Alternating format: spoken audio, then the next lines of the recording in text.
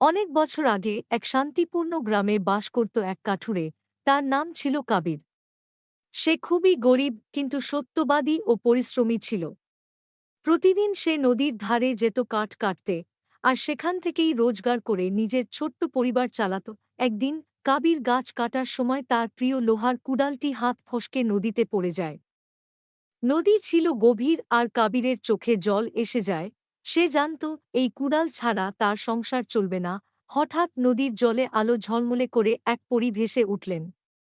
তিনি বললেন, কাবির, তুমি কাঁদছ কেন? কাবির সব কথা খুলে বলল। পরী নদীর নিচে ডুব দিয়ে একটি সোনার কুড়াল নিয়ে এলেন। এই কি তোমার কুড়াল? জিজ্ঞেস করলেন পরী। কাবির মাথা নাড়ল। না, এটি আমার না। আমার কুড়াল লোহার ছিল। পরী আবার ডুব দিলেন এবং এবার একটি রূপার কুড়াল নিয়ে এলেন।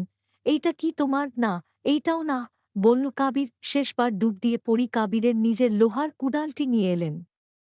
কাবির খুশিতে চিৎকার করে উঠল, হ্যাঁ, এটাই আমার কুড়াল। পরী হেসে উঠলেন, তোমার সততায় আমি খুশি। এই তিনটি কুড়ালই আমি তোমাকে উপহার দিচ্ছি। সেদিন থেকে কাবির আর কখনো অভাব বোধ করেনি।